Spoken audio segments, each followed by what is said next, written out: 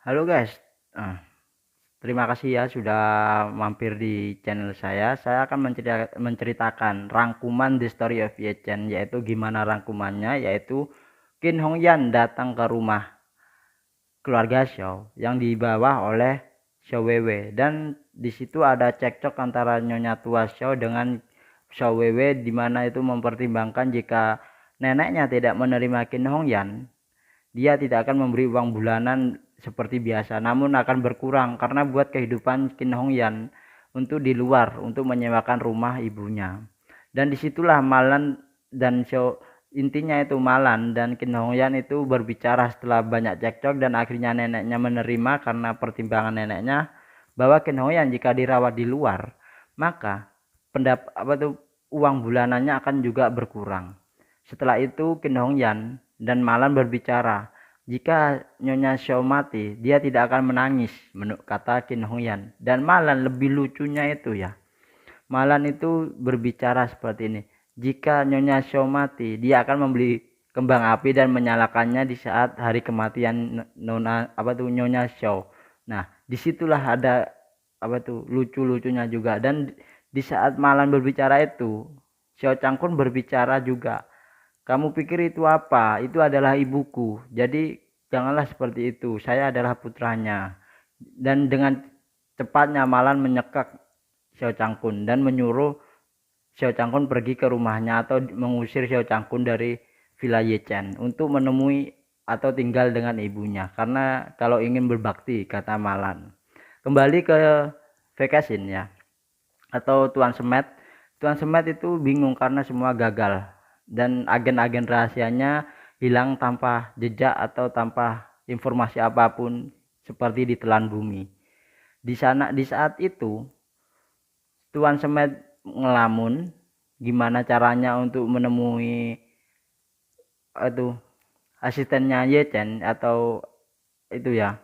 Nah, di saat itulah sampai mengirim informasi ke Weliang, mengirim email, menelpon bolak-balik, sampai seperti menelpon kekasih tapi tak direspon apapun, ngechat berkali-kali tapi tidak dibalas pun, ya kan, seperti kita ngechat pacar tapi tak dibalas juga.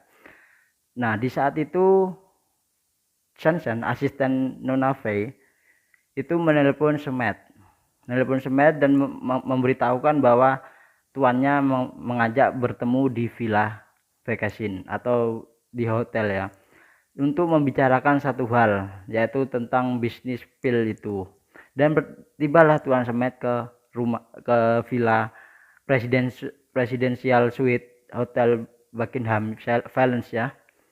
Di saat itu Tuan Semet dihadang oleh pengawalnya, yaitu pengawal Vacation, dan ditanya, kamu siapa gitu. Lalu diterimanya, tapi sebelum masuk Semet berkata dengan basa-basi, berkata, apakah kamu tidak mau menerima apakah kamu tidak mau mengecek badan saya, apakah saya membawa senjata atau tidak. Nah, lalu dengan santainya berkata, saya tidak akan memeriksa Anda karena saya tahu Anda tidak akan membawa senjata. Nah, habis itu masuk dan berbicaralah mereka berdua antara Nyonya Fei dan Tuan Semet. Nyonya Fei dan Tuan Semet itu berbicara tentang pil labah atau pendapatan jika pil yang dicari oleh Tuan Semet itu meluncur di dunia pasar. Apakah labanya akan lebih besar atau lebih wow gitu, dan apakah obat itu ampuh, benar-benar ampuh untuk mengobati kanker. Dengan pengetahuan Semet, di waktu anaknya minum obat itu ya benar emang, tapi Semet juga berkata tidak ada kanker yang disembuhkan dengan obat, namun jika kita meminum obat itu, kata Tuan Semet ya, maka kanker itu akan terus berkurang sampai habis. Jika obat itu terpenuhi atau kita meminum rutin dan stok tidak terbatas, itu akan benar-benar sembuh, kata Tuan Semet. Dan berbicaralah mereka tentang laba.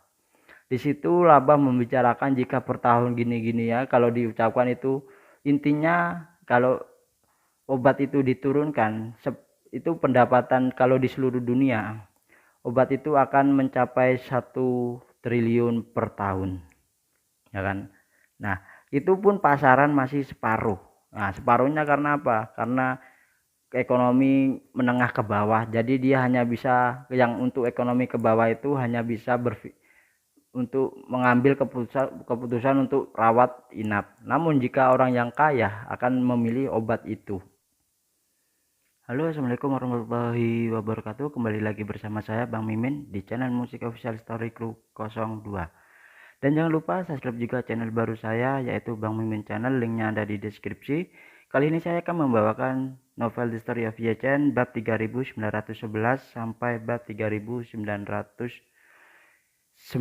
ya. Namun di sini saya akan memberitahukan ya, jangan baca sampai setengah-tengah, karena saya uploadnya itu 2 hari 3 hari, karena yaitu nunggu bab lebih panjang ya kan. Jadi babnya itu sekitar 6 bab 8 bab baru saya bawakan. Jadi jangan berpikiran ini bab lama, jangan ya. Karena apa, bab baru ada di belakang, bab barunya ada di belakang ya. Jadi silakan tonton sampai habis biar tidak ketinggalan ceritanya. Oke, langsung saja bab 3911, di mana itu Malan dan Xiao Changkun itu mengejek keluarga dari Xiao Changkun, yaitu Nyonya Xiao dan keluarganya, di mana Malan dan Xiao Changkun itu mendapatkan mobil Rolls Royce dari Vacation, dihadiahkan buat Ye Chen, namun di atas namakan ayah mertuanya yaitu Xiao Changkun. Langsung saja, tapi sebelum itu jangan lupa like, komen, dan subscribe-nya ya. Jangan subscribe sekalian mendukung saya dan tembusin sampai 1000 subscribe ya, biar kita live walaupun sedikit bab. Namun saya bisa live karena apa, itu nggak perlu repot-repot untuk ngedit. Yang paling lama itu yang bikin sebel, yaitu ngeditnya. Oke, langsung saja ya. 3911. Pada saat ini, Xiao Changkun di dalam mobil juga melihat Qin Hongyan yang sedang berjalan bersama Xiao Weiwei. Setelah melihat orang yang masuk, dagunya hampir jatuh ke tanah dan dia berkata, Hari saya, Malan, apakah mulut Anda yang patah dibuka di kuil Kia? Mengapa? Begitu Anda menelpon Qin Hongyan tiba-tiba muncul. Malan juga tercengang dan bergumam, Tidak, saya belum pernah ke kuil Kia dan 2 atau 3 tahun yang lalu. Xiao Changkun berkata dengan malu-malu, Kamu terlalu jahat, kupikir itu hantu neraka. Malan duduk dan berkata, Apakah kamu tidak melihat bahwa Qin Hongyan sedang berjalan dengan Xiao Weiwei? Mungkin Xiao Weiwei memanggilnya kembali atau meminta Qin Hongyan kembali ke rumahnya. Xiao Changkun mengangguk ringan dan bergumam, Itu benar, mungkin juga. Mereka adalah ibu dan anak perempuan kan? Pada saat ini raungan Xiao Changying dari atas membuat wanita tua Xiao tidak bisa menahan diri untuk tidak melihat ke arah jari-jarinya. Dari tatapan ini dia melihat Qin Hongyan meringkuk dan bersembunyi di belakang Xiao Weiwei saat ini. Wajahnya penuh ketegangan dan ketakutan. Untuk mengatakan bahwa dia membenci Qin Hongyan, Nyonya Xiao tidaklah lebih buruk dari Xiao Changying ya. Selain meniduri putranya, menghancurkan keturunan orang luar, dan bahkan menginfeksi putranya dengan penyakit AIDS. Alasan Nyonya Xiao sebenarnya paling membenci Qin Hongyan adalah karena dia mencuri dirinya sendiri dan bekerja sangatlah keras untuk mendapatkan uang dari supermarket. Jadi mencuri uang. 100 yuan uang kertas yang kembali, dan 100 yuan yang ingin dia bayar setelah dia ditampar di aula masuk Thompson tersebut. Meskipun 200 yuan tidak banyak, di mata wanita tua itu kejahatan Qin Hongyan sudahlah cukup untuk dieksekusi 8 kali. Menurutnya Qin Hongyan dapat dimaafkan karena mencuri seorang pria, tetapi tidak untuk mencuri uang. Selain itu tidak ada yang bisa mencuri uang dari uang hasil jerih payah wanita tua Nyonya Xiao. Akibatnya wanita tua Xiao tiba-tiba menjadi marah, murka, menunjuk Qin Hongyan di lantai bawah dan berteriak dengan marah. Nama keluarga Qin, Anda telah mencuri uang wanita tua saya, dan Anda memiliki wajah sialan untuk kembali saat ini. Anda cepat dan dapatkan, silakan pergi, jangan pernah masuk ke rumahku. Qin Hongyan menangis dan tidak tahu bagaimana untuk bersyafaat atau Xiao Weiwei berkata, Nenek, saya membiarkan ibu saya kembali. Memang benar bahwa ibu saya tidak boleh mencuri uang Anda. Tetapi dia juga memiliki masalah. Saya harap Anda dapat melihatnya. Dia milik ibuku. Demi wajah demi wajahku, maafkan dia kali ini, Nenek. Jangan pikirkan itu, wanita tua Xiao berseru hampir tanpa ragu. Selama wanita tua masih hidup, Qin Hongyan tidak akan pernah mau memasuki pintu rumahku atau tidak boleh diperbolehkan masuk ke rumahnya. Setelah itu dia segera berkata kepada Xiao Changgan, Changgan, panggil polisi sekarang dan katakan bahwa pencuri yang mencuri uang hasil jeripayah saya sebesar 200 yuan, dia telah kembali, meminta petugas polisi untuk datang dan membawanya pergi. Kirim dia ke sel 10 tahun atau 8 tahun. Sewewe buru-buru berkata, Nenek, ada alasan yang dan kesalahan dalam masalah ini. Ini sama sekali bukan salah ibuku sendiri. Jika kamu tidak menggertaknya dan bahkan tidak membiarkan dia memakan dengan mulut penuh, bagaimana mungkin dia melakukannya? Datanglah ke hal yang semacam itu. Nyonya Xiao berkata dengan sangatlah emosional. Wewe, pikirkanlah, mengapa saya tidak memberi makan kepada wanita bau itu? Itu karena dia telah melakukan banyak hal yang saya minta maaf kepada ayahmu. Dia tidak hanya merasa kasihan untuk ayahmu, tetapi juga maaf untukmu. Dan Hailong, bahkan untukku, untuk leluhur keluarga kita. Dia mempermalukan keluarga Xiao kita. Begitu Nyonya Xiao menggertakkan ini, Xiao Changgan segera bergema. Wewe, nenekmu benar, sama sekali tidak. Wajah seluruh keluarga kita telah sepenuhnya hilang oleh ibumu itu. Dan aku juga sedih olehnya. Dia melarikan diri dia sendiri sebelumnya. Tetapi kamu masih menemukannya kembali sekarang, bahkan memintanya untuk kembali. Bukankah ini murni penyebab masalah bagi kita? Cepat lepaskan dia dan usir dia. Jangan pernah berharap dia kembali lagi. Mata Xiao Weiwei memerah dan dia berkata, Ayah, nenek saya meninggal beberapa waktu lalu dan ibu saya diperas oleh paman saya di rumah kelahirannya. Sekarang dia tidak punya tempat tinggal. Saya putrinya dan bisakah saya menontonnya? Biarkan dia tidur di jalanan, kan tidak mungkin. Qin Hongyan tidak bisa menahan tangisan. Dia berjalan ke bawah berlutut di tanah dengan isapan dan menangis. Bu, itu aku sebelumnya tidak itu karena aku belum memenuhi tanggung jawab dan kewajibanku sebagai menantu dan seorang istri, dengan ucapan gugupnya. Saya memohon Anda memberi saya kesempatan, Bu, untuk merenovasi kelakuan atau mereformasi dan merehabilitasi demi membesarkan anak-anak untuk keluarga Xiao. Tolong aku, Bu. Nyonya Xiao tua berkata dengan jijik, sebagai seorang wanita, apa yang terjadi padamu? Menikahi keluarga kami dan membesarkan anak-anak untuk keluarga kami. Bukankah ini semua tugasmu? Mengapa saya mendengarkan apa yang Anda maksud? Sepertinya Anda masih memiliki banyak uang. Qin Hongyan menangis dan berkata, Bu, saya tidak mengatakan bahwa saya memiliki uang. Tetapi bahkan jika saya memiliki uang, saya telah berada di keluarga Xiao selama bertahun-tahun. Bagaimanapun saya memiliki bagian dari kerja keras. Jika kamu tidak bekerja keras, bagaimanapun kamu bisa lelah. Setelah bertahun-tahun, kamu akan memiliki perasaan bahkan jika kamu memelihara seekor anjing. Mengapa kamu merasa begitu tidak simpatik padaku, Bu? Nyonya Xiao mencibir. Jika saya memelihara seekor anjing, apakah anjing itu akan mencuri uang saya? Jika saya memelihara seekor anjing, apakah anjing itu akan meninduri anak saya dan membawa penyakit AIDS?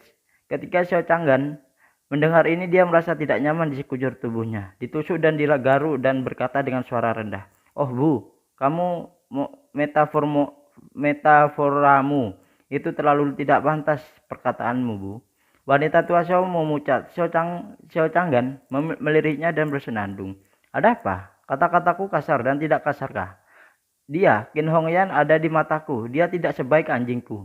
Dia memiliki wajah untuk melahirkan anak-anak dari keluargaku. Gadis yang melahirkan anak meminta saya untuk kredit di sini. Dia layak juga kah? Malan tidak berbicara sepanjang waktu, menjadi marah ketika dia mendengar kata-kata ini. Dia berkata, Hei, kamu wanita tua yang sudah mau mati, bicaralah lebih bau daripada kentutmu. Apakah kamu pikir itu wajar bagi kita untuk melahirkan? Keluarga Xiao Anda bekerja keras? Jangan lupa, Anda juga seorang wanita. Ketika Anda ada menantu perempuan, jika Anda bertemu dengan ibu mertua seperti Anda, dipikirkanku jika Anda hidup kurang dari 30 tahun, ibu mertuamu akan lari sampai mati. Dengan emosinya, Malan berkata seperti itu. Nyonya Xiao dengan dingin mendengus. Hidupku baik-baik saja.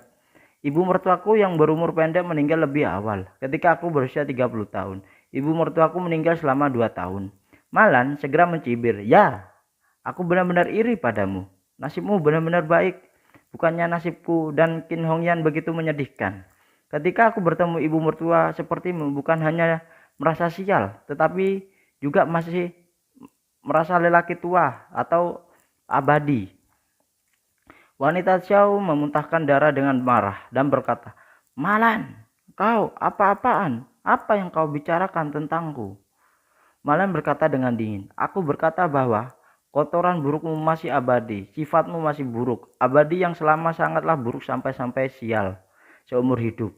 Kamu, wanita tua." Xiao frustasi dan menunjuk ke gigi Xiao Changgan yang terketup dan berkata, "Changgan, cepat dan pukul dia untukku." Ekspresi Xiao Changgan sangatlah tercengang. Dia mengingatkan apa yang dikatakan wanita tua itu di telinganya. Jadi dia membujuk, "Bu, tahan emosimu sebentar dan mundur selangkah. Ini yang baru saja kamu ajarkan padaku tadi." Nyonya Xiao tua sangatlah marah. "Ada pepatah lain. Mari kita bertahan sebentar, mundur selangkah dan berpikir lebih jernih dan redahkan amarah. Kamu bisa mundur hari ini, tapi aku tidak bisa mundur." Saat dia berkata, dia mengeluarkan tangannya meraih tongkat Xiao Changgan dan berkata dengan marah, "Hei kamu Malan, kamu tidak berguna, lepaskan. Aku akan menghancurkanmu dengan tanganku sendiri." Sebaliknya Xiao Changgan tidak lagi marah saat ini. Dia dengan cepat mengambil kruk dan berkata, "Bu, mudah untuk menghancurkan tetapi sulit untuk membayarnya. Mobil itu lebih dari 10 juta yuan, Bu. Dan harganya ratusan juta, ribuan mungkin.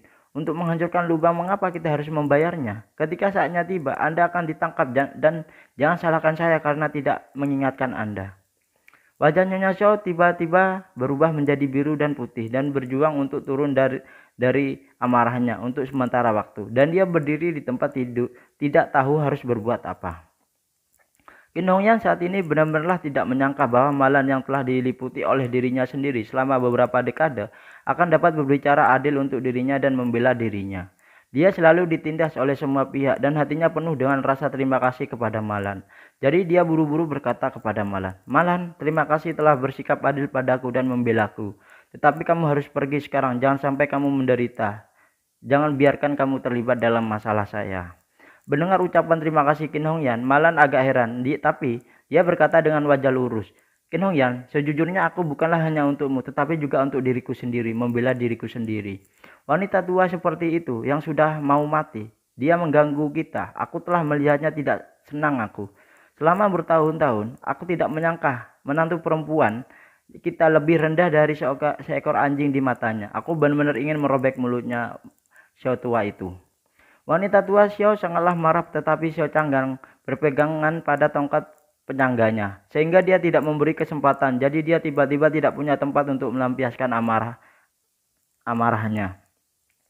Setelah beberapa kali mencoba tidak berhasil, Nyonya Xiao melompat di tempat dengan marah dan berteriak, "Mengapa hidup saya begitu pahit seperti ini? Menantu perempuan saya yang menikahi keluarga dan saya menikahi mereka berdua.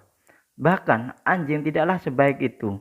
Setelah itu dia menatap Xiao Weiwei dan menggertakkan giginya dan berkata, "Weiwei, saya tidak peduli tentang hal-hal lain. Saya hanya peduli tentang satu hal, yaitu Qin Hongyan, seorang wanita bau, tidak boleh memasuki rumah kita." Xiao Weiwei juga sedikit marah dan dia berkata, "Nenek, jangan menyalahkan orang lain dalam segala hal ini. Dan sesekali periksalah apakah kamu telah melakukan kesalahan juga."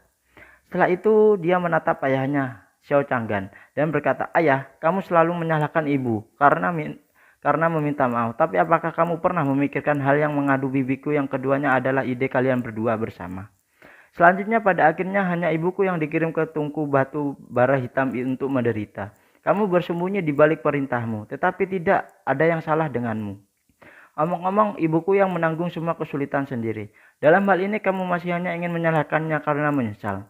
Tetapi mengapa kamu tidak pernah berpikir untuk berterima kasih padanya karena telah menderita untukmu?" Begitu Qin Hongyan mendengar ini, semua keluhan di hatinya tidaklah bisa membantu lagi. Dan semua meledak seketika, berlutut di tanah dan menangis dengan keras. Xiao Changgan agak terdiam saat ini. Meskipun dia selalu menyalahkan Qin Hongyan, seolah-olah dia sangatlah membencinya. Ketika putrinya Xiao Weiwei mengatakan ini, dia tidak merasa sedikit menyalahkan diri sendiri di dalam hatinya. Faktanya, Xiao Weiwei benar-benar keduanya memiliki ide buruk untuk menipu Malan. Tetapi ketika itu benar-benar diterapkan, Qin Hongyan sendiri yang menanggung akibatnya. Pada akhirnya dia dihukum oleh Ye Chen dan Qin Hongyan menderita sendiri. Qin Hongyan dan Xiao Changgan tinggal di rumah dan tidak ada hubungannya. Dari titik ini saya Xiao Changgan kehilangan banyak Qin Hongyan. Oleh karena itu Xiao Changgan bekerja untuk sementara waktu dan tidak tahu harus berkata apa-apa. Tetapi permusuhan di antara alisnya telah berkurang banyak. Xiao Weiwei berkata lagi saat ini, Ibu, sangat menyedihkan selama ini. Ketika nenek ada di sana, bahkan jika paman dan bibiku berlari, dia akan memiliki tempat tinggal dan makan bahkan. Tetapi nenek sudah pergi. Dia tidak ada tempat perlindungan dari angin dan hujan. Bagaimanapun dia adalah ibuku yang melahirkan aku dan membesarkan aku. Saya katakan, tidak ada yang akan membiarkan dia tidur di jalanan. Berbicara tentang ini, Xiao Weiwei berkata dengan sikap yang sangatlah tegas dan kuat. Ayah, nenek, jika kamu bersedia menerima ibuku, maka biarkan ibuku tinggal di villa ini. Di masa depan, ayah dan saudara laki-laki juga akan memilikinya. Lebih banyak orang yang harus diurus. Nenek juga akan bisa menjagamu mengurangi nenek menjagamu. Namun jika kamu tidak mau menerima kepulangan ibuku, maka aku akan membayar untuk menyewa rumah terpisah untuk ibuku di luar. Dan aku akan mengurus makan dan minum untuk ibuku di masa depan nanti. Maka uang yang akan kuberikan akan berkurang. Saya menghabiskan uang yang saya hasilkan dan aku tidak perlu khawatir tentang itu. Dan Anda tidak berhak ikut campur soal keuangan saya. Pada saat ini Xiao Weiwei berhenti sejenak dan mengingatkan dengan ekspresi serius. Tapi saya harus menjelaskan dulu. Pengeluaran keluarga kita saat ini semuanya bergantung pada saya untuk menghasilkan uang. Perusahaan perlu berkembang dan gaji saya tidak boleh terlalu tinggi. Jika saya masih perlu menyewa rumah untuk ibu saya di luar, biayanya pasti akan lebih banyak. Dalam hal ini kualitas hidup kita semua akan menurun dan saya harap Anda dapat memahaminya saat itu. Tidak masalah jika Anda tidak memahaminya, cukup atasi secara fisik Anda. Begitu Nyonya Xiao mendengar ini, matanya berputar di rongga matanya dan beberapa kali bergerak cepat dan dengan hati-hati, mempertimbangkan pro dan kontranya. Jika Qin Hongyan diizinkan untuk tinggal di sini, meskipun suasana hatinya akan sedikit terpengaruh, seperti yang dikatakan Xiao Weiwei, dia akan memiliki pembantu tambahan dan dia akan menjadi penolong di masa depan nanti.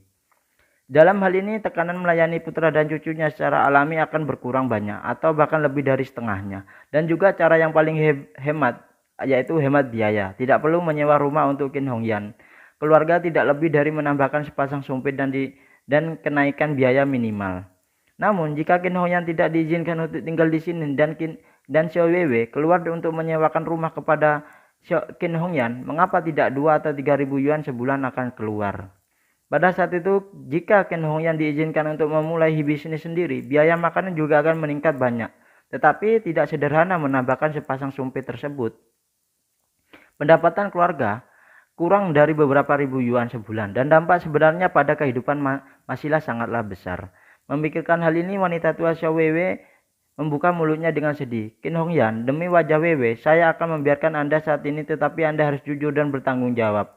Apalagi untuk saya, ketika Anda berada di rumah di masa depan, apakah kamu mengerti? Ketika Qin Hongyan mendengarkan ini, dia tidak koheren dengan kegembiraan dan menganggukkan kepalanya dan berkata, terima kasih ibu, terima kasih ibu, saya mengerti. Mulai sekarang saya akan melakukannya, tugas saya dan mengurus pekerjaan rumah tangga. Xiao Changgan menghela nafas dan tidak berbicara lagi. Dia sudah berhati lembut. Saat ini dia merasa lebih bersalah tentang pengalaman Qin Hongyan sebelumnya. Xiao Weiwei akhirnya jatuh ke tanah dengan batu. Bahkan dia menerima telepon dari ibunya 2 hari yang lalu. Setelah ibu Qin Hongyan meninggal, adik laki-laki dan iparnya perempuan tidak sabar untuk mengusirnya karena takut dia akan tetap tinggal untuk memperjuangkan harta leluhurnya. Qin Hongyan diusir dan tidak punya tempat untuk pergi selain memanggil putrinya untuk meminta bantuan. Dia tidak bisa memikirkan cara lain.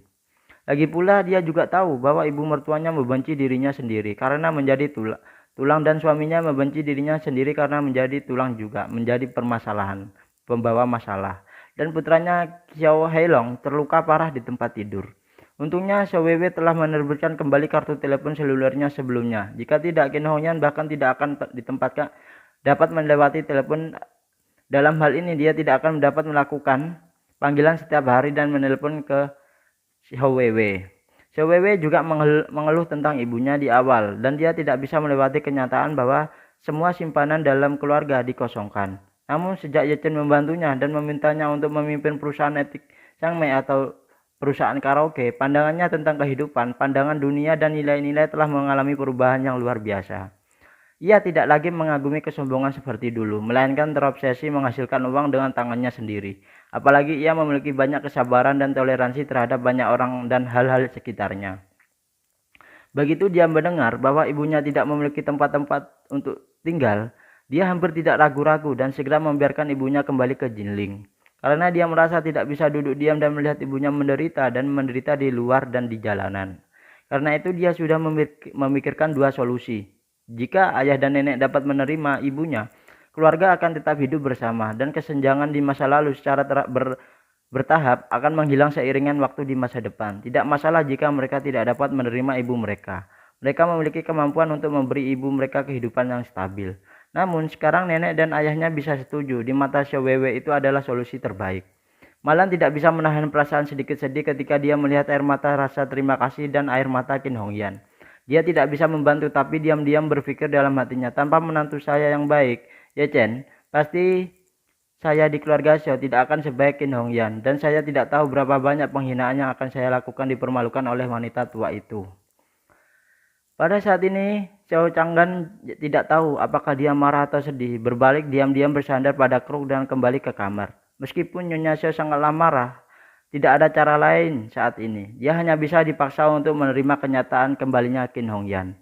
Lagi pula dia harus mengandalkan Xiao Weiwei untuk mendukungnya dan memberi uang per bulan. Itu jelas bukan langkah yang bijaksana untuk menyinggung Xiao Weiwei saat ini. Melihat masalah itu telah berhasil diselesaikan, Xiao Weiwei akhirnya menghela nafas lega dan dia membantu Qin Hongyan dan berkata, "Bu, cepat bangun, ayo kita pulang dan masuk." Qin Hongyan menangis dan mengangguk ekspresi setelahnya. Dia benar-benar tidak mundur. Jika tidak, dia tidak ingin kembali untuk melihat wajah Nyonya tua Xiao. Sekarang keinginannya terbesarnya adalah memiliki tempat berlindung dari angin dan hujan. Setidaknya tidak perlu khawatir tentang makan 3 kali sehari. Kembali ke Jinling dan menetap di hotel di Villa Thompson adalah pilihan terbaik baginya pada tahap ini. Apalagi dia beruntung putrinya yang tidak pernah termotivasi dan belum pernah bekerja sekarang memiliki karir sendiri dan akhirnya berkembang dan cukup lancar. Khawatir tentang hal itu, apalagi tentang kehidupan. Dia benar-benar lega. Dia akan mengikuti Xiao Weiwei ke pintu, tiba-tiba teringat sesuatu. Dia berbalik dan berjalan ke depan mobil Malan dan berkata dengan rasa terima kasih. Malan, terima kasih banyak. Ini semua saudara perempuanku mertua salah. Tolong jangan akrab dengan saya. Saya di sini untuk meminta maaf kepada Anda. Bagaimanapun Qin Hongyan segera membungkuk pada Malan. Malan tiba-tiba bingung dengan sikap rendah hati Qin Hongyan dan sedikit lega untuk sementara waktu dan berkata dengan malu, "Lihatlah dirimu, aku telah berteriak di depanmu selama 5,5 tahun. Tiba-tiba berbicara dengan suara yang bagus. Itu sangatlah cepat. Anda tidak akan bisa memberikannya kepada saya." Qin Hongyan menghela nafas dan berkata dengan suara rendah, "Aku tidak memikirkan sebelumnya. Aku selalu ingin bersaing denganmu di depan wanita tua itu dan ingin menekan istri keduamu. Sekarang pikiran kita lah ke depan." Malan segera merasa sangatlah tersentuh dan berkata dengan sangatlah setuju. "Aku sudah memberitahumu, Qin Hongyan. Apa yang kamu katakan itu benar. Wanita tua itu adalah makhluk berhati serigala. Kamu baru saja memotong dagingmu sendiri. Ketika dia makan, dia tidak akan memikirkan bantuan darimu, tetapi menyeka mulutnya setelah dia kenyang, dan diomong-omong dia pikir dagingmu terlalu banyak."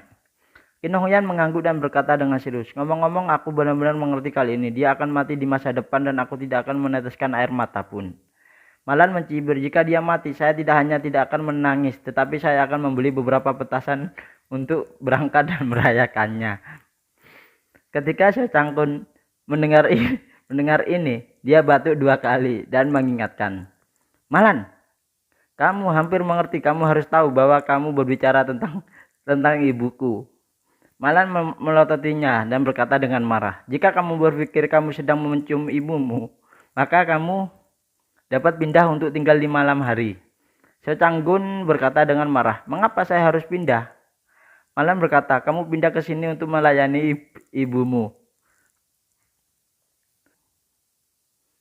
Bukankah kamu ingin menjadi anak yang berbakti, bukan?" Xiao Changkun segera menutup mulutnya dan penuh minat. Dia juga ingin mengerti jika Malan adalah tong bubuk, maka wanita tua itu akan menjadi sumbu terbaik. Jadi dia akan meledakkan jika dia akurat. Jadi jangan berutang atau bererdeng pada dirinya sendiri dan ambil inisiatif untuk menemukan masalah ini. Pada saat ini Sowewe yang berada di samping juga melangkah maju dan berkata kepada Malan dengan hormat, Bibi kedua, aku juga memiliki banyak ketidaktahuan sebelumnya. Tolong jangan marah padaku di masa depan. Jika kamu mau, keluarga kita bisa banyak bergerak. Malan tidak menyangka bahwa sikap Sowewe terhadap dirinya sendiri jauh lebih hormat dan suasana hatinya membaik.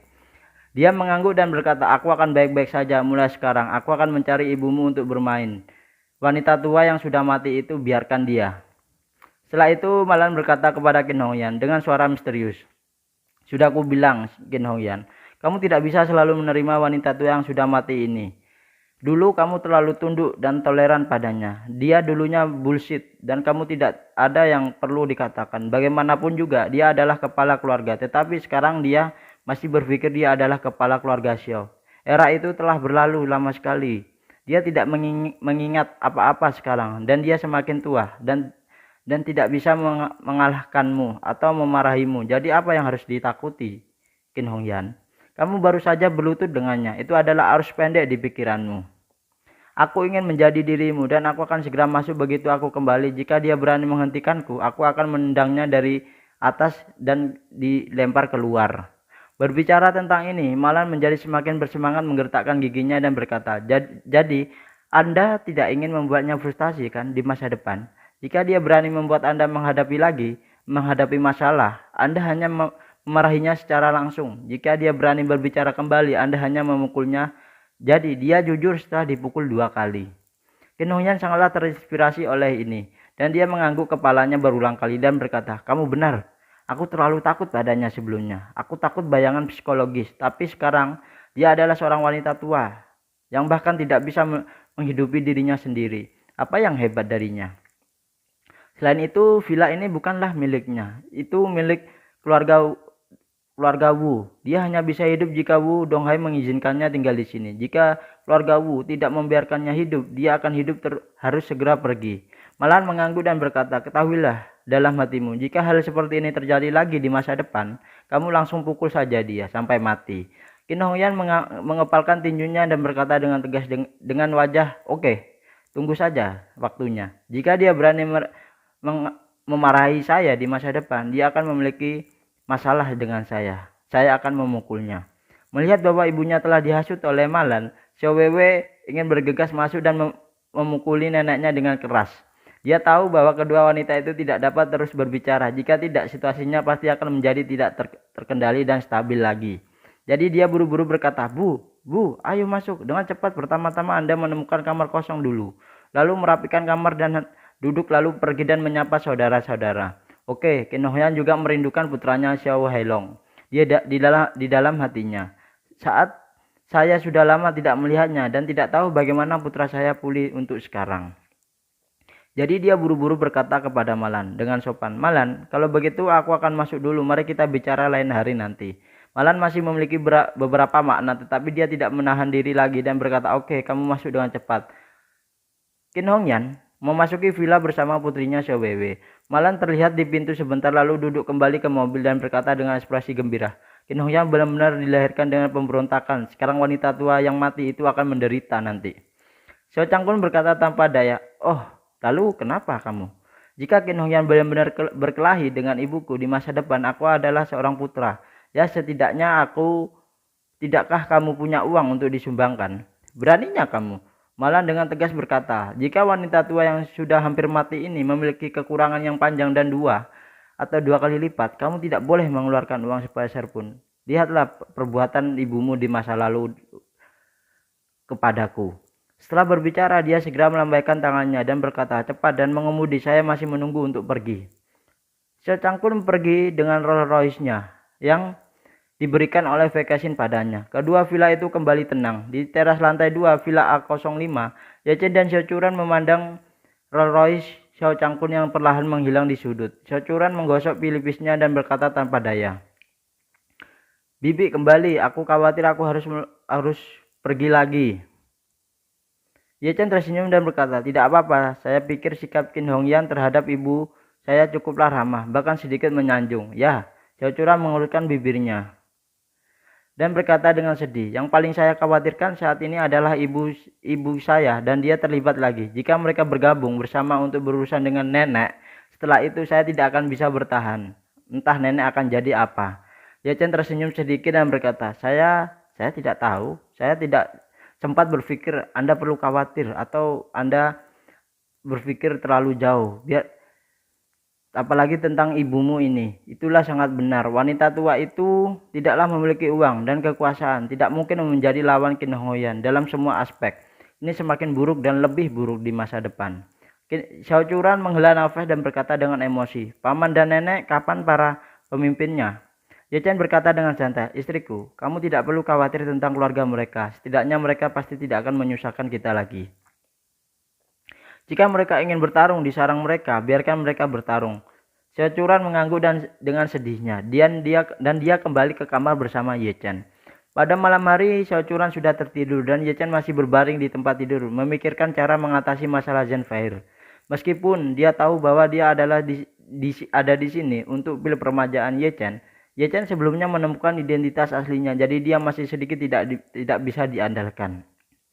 Pasalnya, ia sebelum memastikan apakah Zenfire ini merupakan ancaman bagi dirinya atau keluarganya, teman atau lawan untuk keluarga di sekitarnya. Jadi dia hanya ingin menjalin hubungan pribadi yang lebih baik dengan dirinya sendiri, mencoba menengahi permajaan melalui hubungan ini. Maka meskipun orang ini sangatlah licik, tetapi setidaknya tidak agresif, tentu saja tidak ada berbahaya.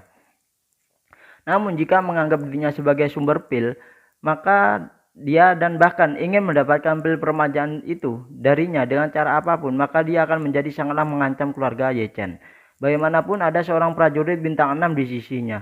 Melihat seluruh Jinling, tidak ada yang menjadi lawan dari prajurit bintang 6 itu kecuali dirinya sendiri.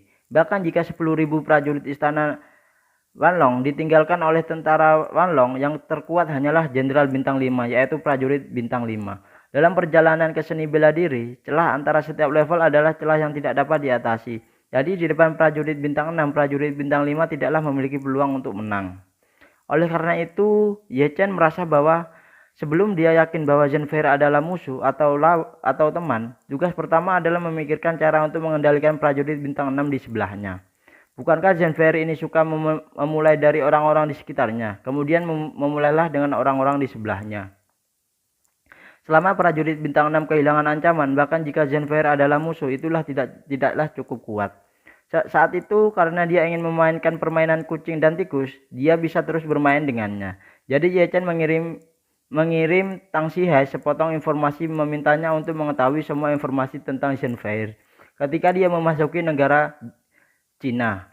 Adapun cara menginformasi identitas asli Zenfire, dia memutuskan untuk mencoba sistem informasi Istana Wanlong. Setelah dia mendapat informasi, pada saat yang sama, Jinling Buckingham Valence Semet yang telah kehilangan 10 pon dalam beberapa hari berjalan ke pintu hotel dengan sedih. Kegagalan untuk bertemu Wei Liang akhir-akhir ini telah menyebabkan dia menderita pukulan. Pil Jiu Zuan Zaizhou tidaklah lanjut putranya, semakin berkurang, dan jika dia tidak bisa mendapatkan obatnya, putranya akan menghadapi situasi penghentian obat. Semet tentu saja tidak ingin putranya menghentikan obatnya. Jadi dia menelepon Wei Liang satu demi satu dan bahkan mengirim beberapa email ke kotak surat resmi Jiusan Pharmaceutical di internet, meminta permintaan rendah hati untuk bertemu Wei Liang. Tetapi semua informasi jatuh ke laut dan tidak ada balasan. Orang yang bertanggung jawab atas Departemen Intelijen sama-samalah hancur. Dia tidak hanya gagal menemukan informasi tentang personel intelijen yang hilang, sebaliknya, ada lebih banyak personel intelijen yang menghilang di bawah hidungnya atau hilang secara tiba-tiba. Dalam keputusan ini, dia hanya bisa menghentikan sementara semua aktivitas agen rahasia. Semet awalnya ingin pergi ke Jiusan Pharmaceutical untuk mencoba peruntungannya malam ini, dan pada saat yang sama membiarkan William melihatnya ketulusan mengunjungi pondoknya. Namun di luar dugaan, asisten Fei Kexin tiba-tiba memanggilnya, mengatakan bahwa Nona Fei memiliki sesuatu untuk ditanyakan padanya untuk diwawancarai. Semet tidaklah berani untuk menolaknya atau menyinggung Fei Kexin, jadi dia hanya bisa menutup telepon dan bergegas ke janji segera. Dia datang ke pintu kamar presiden tempat Fei Kexin berada. Di pengawal pribadi Fei Kexin, Lu Luo Jianxing berdiri tak bergerak di luar pintu saat ini. Semet berjalan ke arahnya. San tertawa dan berkata, "Halo, saya di sini untuk melihat Nona Fei." Luo Jianxing hanya menatapnya dari atas ke bawah, lalu mengangguk dan berkata, "Nona menunggumu di dalam, silahkan masuk." Setelah itu dia berbalik dan mendorong pintu. Semet bertanya dengan heran, "Apakah Anda tidak ingin mencari atau melakukan pemeriksaan keamanan atau semacamnya?" "Tidak." Luo Jianxing berkata dengan tenang, "Aku tahu kamu tidak punya senjata." Semet mengangguk bahu. "Oke, kalau begitu aku akan masuk." Setelah itu dia langsung masuk. Pada saat ini dia di ruang tamu seluas hampir 100 meter persegi Presidential Suite. Chen Yingshan sedang duduk di sofa melihat-lihat informasi. Melihat Semet masuk, dia buru-buru berkata, "Halo Tuan Semet, silakan duduk sebentar, Nona sedang berganti pakaian." "Oke, terima kasih." Semet mengangguk duduk di satu sofa dan bertanya dengan rasa ingin tahu, "Nona Shensen, saya tidak tahu apa yang ingin saya, Nona mengundang saya?" Dan Insan berkata, "Nona ingin bertanya tentang seseorang dan Anda mungkin juga mencari orang ini." Dan Insan berkata, "Nona secara alami akan memberitahumu setelah beberapa saat nanti." "Oke," Semet mengangguk berbisik di dalam hatinya. Pada saat ini Vacation mengenakan gaun putih dan syal di bahunya dan berjalan keluar dari ruang dalam. Melihat Semet duduk di ruang tamu, dia berkata dengan santai, "Halo Tuan Semet, selamat malam." Semet berdiri dengan tergesa-gesa dan berkata dengan hormat, "Halo Nona Fei." Vacation mengangguk dan berkata dengan santai, "Silakan duduk, jangan terlalu sopan." Semet hanya duduk kembali. Vacation duduk di seberang Semet dan bertanya dengan penuh minat, "Ngomong-ngomong Tuan Semet, bagaimana perkembangan bisnis Anda saat ini?" Semet berkata dengan canggung, "Tidak ada kemajuan, Nona. Wei dari Jiusan Pharmaceutical enggan menemui saya."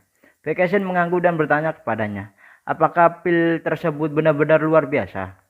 "Fantastis, Nona." Semet berkata tanpa ragu-ragu, "Obat ini mengobati kanker seperti menuangkan air di aluminium cair ke sarang semut. Semut tidak akan meninggalkan mereka dimanapun hujan turun." Vacation bertanya kepadanya, "Bisakah kanker disembuhkan sepenuhnya?" Semet mengatakan, "Tidak ada pasien kanker yang benar-benar sembuh dengan obat ini. Tetapi menurut data farmakonetik yang kami miliki sekarang, terus meminum obat ini dapat terus membunuh sel-sel kanker di dalam tubuh, dan obat itu efektif, tidak berkurang dengan bertambahnya pengobatan. Jadi menurut model yang kita ketahui sekarang, selama obatnya cukup, pasien akan bisa sembuh dengan benar." Berbicara tentang ini, Semet menghela nafas. "Saya dapat mengatakan bahwa jika obat ini diluncurkan secara resmi dan tersedia dalam jumlah yang tidak terbatas, maka semua pengobatan kanker sebelumnya di dunia akan menjadi masa lalu, karena tidak ada obat tunggal atau obat A apapun obat B lebih baik daripada itu." Vacation terkejut dan bertanya, "Bagaimana dengan ruang pasar untuk obat ini? Seberapa besar itu?" Semet berpikir sejenak dan berkata dengan serius, "Biaya global tahunan pengobatan kanker adalah sekitar 600 hingga 800 miliar US dollar, di mana obat-obatannya mencapai lebih dari 200 miliar US dollar. Jika obat tersebut dipasok dalam jumlah tak terbatas, itu setidaknya akan mencapai pasar untuk monopoli dengan lebih dari setengah bagian. Setengah sisanya adalah pasien yang tidak mampu membeli pil tersebut dan hanya bisa dipaksa untuk memilih rencana perawatan sebelumnya." Vacation tidak bisa membantu, tetapi diam-diam berpikir, jika ini masalahnya, maka laba bersih obat tersebut dapat melebihi 100 miliar dolar per tahun. Jika sebuah perusahaan dengan laba tahunan melebihi 100 miliar US dollar go internasional, maka nilai pasar perusahaan ini setidaknya 10 kali lipat dari laba tahunannya, yaitu 1 triliun US dollar. Apalagi jika konsep Jiusan Pharmaceutical cukup baru dan posisi monopoli cukup stabil, nilai pasar akan menerus meningkat. Mungkin Jiusan Pharmaceutical akan melampaui Apple dan menjadi perusahaan paling berharga di dunia. Memikirkan hal ini, dia bahkan lebih ingin tahu tentang apakah Ye Chen adalah bos di belakang layar Jiusan Pharmaceutical. Jadi dia mengambil tablet dari Chen Yingshan dan membuka foto Ye Chen yang diambil dari kamera dashboard dan menyerahkannya kepada Semet dan bertanya, "Tuan Semet, Tuan Direktur Semet, ini Direktur Y dari Jiusan Pharmaceutical yang bertemu dengan Anda kah? Apakah itu orangnya?" Nah, itu ya untuk bab 3911 sampai 3019 ya, dimana itu Semet itu bertemu dengan Vacation ya. Oke, terima kasih. Salam dari saya Bang Mimin, jangan lupa subscribe, like dan komen ya. di channel saya ini. Dan jangan lupa subscribe channel baru saya, Bang Mimin Channel, biar saya tambah semangat juga ya. Oke, terima kasih dari saya. Wabillahi taufiq wal hidayah. Wassalamualaikum warahmatullahi wabarakatuh.